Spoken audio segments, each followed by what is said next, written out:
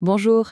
Et si la vraie richesse, la plus importante, ne se trouvait pas du tout sur un compte en banque, mais dans les liens qu'on arrive à tisser? C'est une idée un peu contre-intuitive, mais aujourd'hui on va explorer ça ensemble.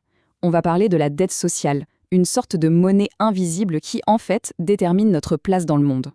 Pour bien comprendre, regardons ce paradoxe. Il est vraiment fascinant. D'un côté, on a un artiste. Il gagne pas des 1000 et des 100, mettons 1 500 € par mois, mais il est au cœur d'un réseau social hyper actif, toujours invité partout.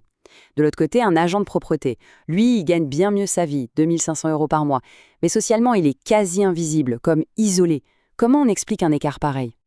Alors voilà la question. La vraie question. Qui est réellement le plus riche des deux? Si on regarde juste un peu au-delà de la fiche de paie, eh bien la réponse, elle n'est plus si évidente que ça, n'est-ce pas? Et c'est exactement ce mystère qu'on va essayer de percer ensemble. Bon, la clé de cette énigme, elle se trouve dans un concept vraiment passionnant, celui de la dette sociale. C'est une sorte de mécanisme secret qui, en fait, gouverne toute la dynamique de nos relations et donc de notre capital social. Alors, c'est quoi exactement cette dette sociale? D'abord, on oublie complètement l'argent. Le mot dette peut sonner un peu négatif, on est d'accord.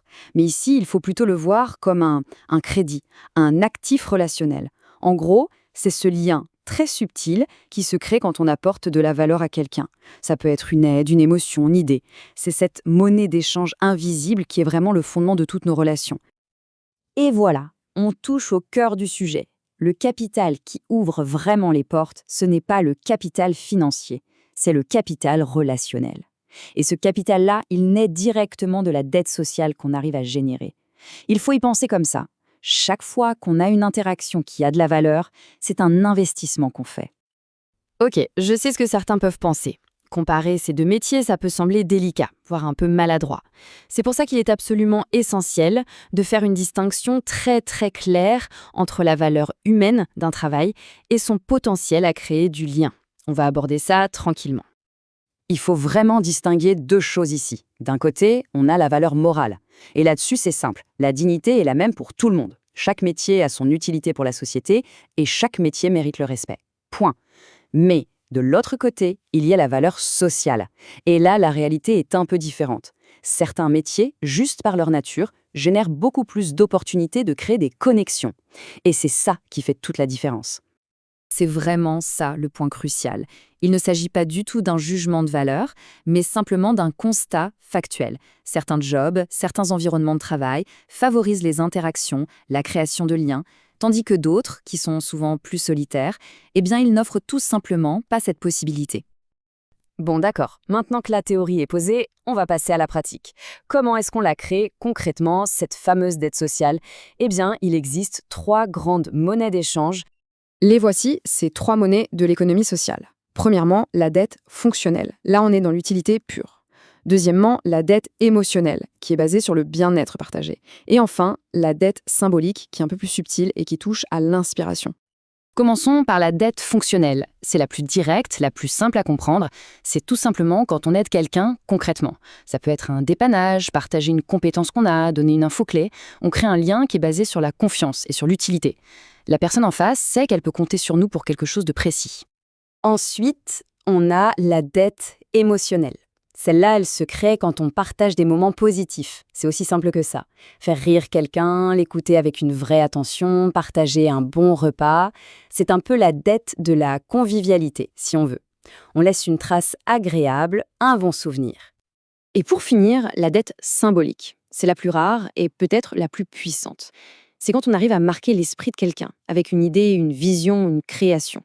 Là, on ne rend plus un service, on n'offre pas juste un bon moment, on offre une étincelle, on inspire. Super, maintenant qu'on a ces 3 clés en main, revenons à notre histoire du début, à notre artiste. Comment est-ce qu'il fait, lui, avec ses faibles revenus, pour être si bien connecté? Eh bien, tout simplement parce qu'il applique ce manuel à la perfection, sans même s'en rendre compte.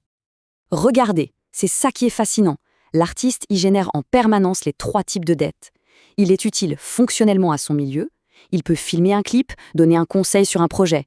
Il crée de la dette émotionnelle en collaborant, en partageant l'enthousiasme de la création.